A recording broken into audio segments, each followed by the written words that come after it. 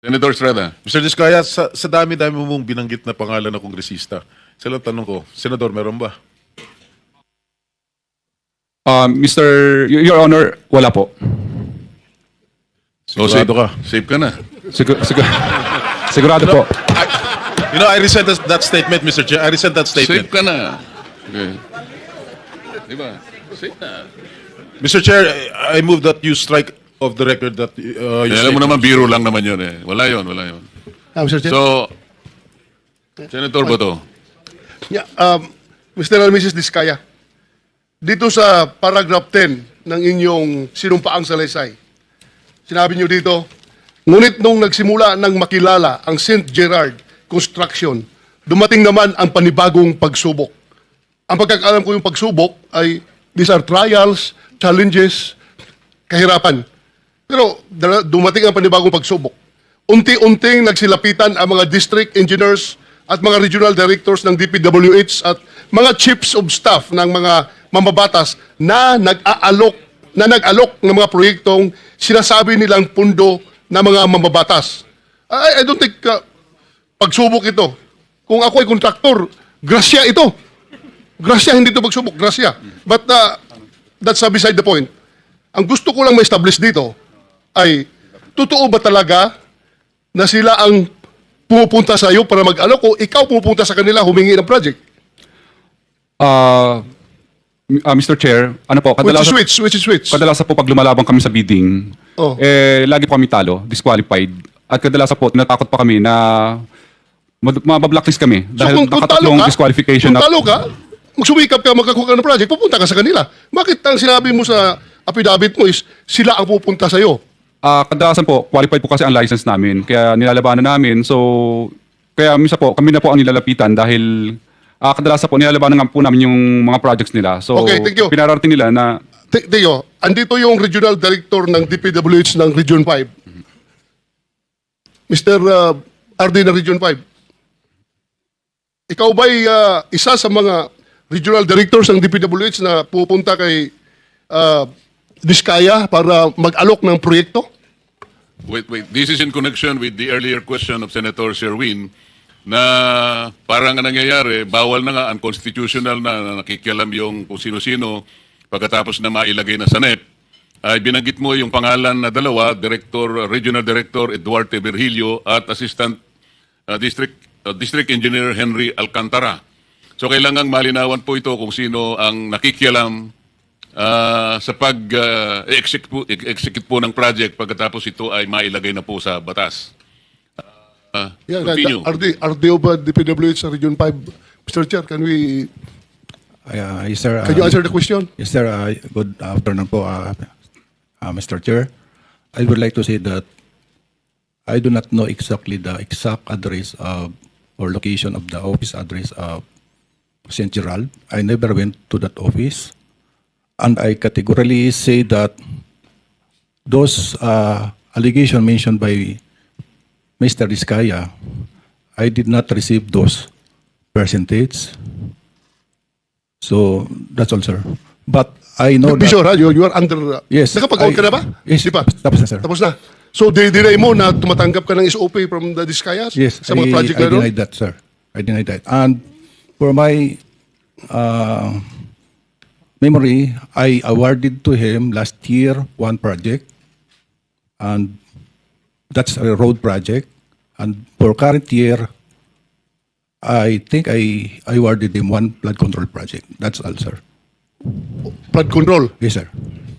Okay. Si Alcantara. So before that, you want to reply to the statement of the Regional Director? Kasi nasa paragraph 22, binanggit mo ang kanyang pangalan, unang-una siya. Ang mga porsyentong ito, 25% ay ipinipilit sa amin bilang karaniwang kalakaran nila na wala akong kakayahang tanggihan. Binanggit mo si Regional Director Eduardo Virgilio ng DPWH, Region 4 o Region 6. Tinatanggi niya. What do you say?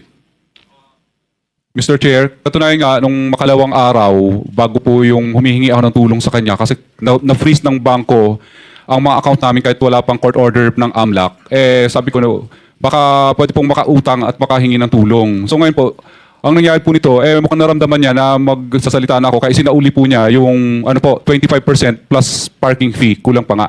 Opo. Kailan nangyari ito? Nung makalawa lang po, yung engineer, yung driver po niya ang nagsauli.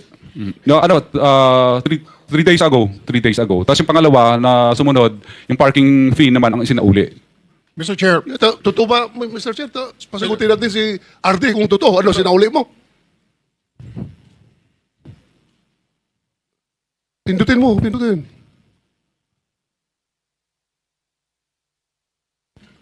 I guess, Mr. Sagutin mo kung totoo ba na sinauli mo yung 25% na SOP na binigay sa'yo. No, I did not return any money to him. So it's your word against their word. Yes, sir. Sigurado ka? Yes, sir. Kapag mapatunayan namin ito, we can cite you in contempt. Yes, sir. Ha? So ano? Bali yung driver po niya ang inutusan niya. Tapos, Sino driver niya? Anong pangalan? Ano po, bali si ano yun? Okay lang, Mr. Chair? Yeah, Silipin ko sa phone ko. We need the truth. Hindi tayo dito Anong pangalan ng driver mo? Arde. Bago siya magsabi, anong pangalan ng Arde mo? Listen na muna Driver mo? para Ang pangalan po niya na alam ko lang ay June, tao ni R.D. Virgilio Eduarte. Tapos kinuha naman po ng aking engineer yun, nagkita sila. Kasi natatakot na siyang ibalik sa akin sa office yung pera. Kaya nagkita lang po sila sa isang lugar. Parking yata yun, sa parking. Ano, Arde? My driver, the name is James po. James. James. O, sige. James Jr. Sige, kayong pagbalik, kalimutan natin. Doon tayo sa pagbigay. Pagbigay, sino nagbigay ng 25% sa kanya? Ano po, yung driver po niya, inutusan niya. Hindi, pagbigay. Hindi yung pagbalik. Sinauli mo ang 25%, di ba? Hindi, siya po ang nagsauli ng sa akin, Ayan, sinauli niya sa'yo. Opo, binalik so niya. ngayon, dinideny niya. Ngayon, dito tayo mag-concentrate sa pagbigay mo. Nung binigay ko po, nagtatawagan lang po kami, tapos pumupunta po sa office namin yung driver niya para kunin yung pera. Anong pangalan ng driver niya? June lang po, hindi ko kilala yung ano. Pero sa akin po yung contact number ng tao niya. June ang pangalan. So, wala kang isa sa uli kung wala siyang binigay. Di ba? So, ibig mo magsabihin na wala siyang binigay sa'yo? How much is 25% of that particular project? Kung 150 million po yun, di 25% po nun. Mahina lang po ako sa computation. Wala akong... 25%, 25 million plus... 27. Oh, Parang ganun po. Oh, Parang 30, around 30. Opo. Mga naglalaro po sa ganyan. so you are denying na wala kang natanggap sa kanya? Kaya wala kang sinauli? But he just admitted na may sinole. Ha? Kala ko may admission na sinole. Wala rin. Hindi siya Anyway, Mr. Chair, we will... Mr. Diskaya, alam mo yung cellphone number ni Regional Director? Okay na po, basahin ko. Hindi, alam mo. Ay, opo. So kapag kung totoo ang sinasabi mo na nagbibigay ka nga ng ganitong komisyon, tinatawagan mo siya kung natanggap o hindi. Yes po, Your Honor. Ano yung ano ang CP number niya? Okay lang, basahin ko po. Kasi kahit cellphone ko, hindi ko kabisado eh. Hindi, wag Tinitingnan na ko lang. kasi hindi natin pwedeng yun.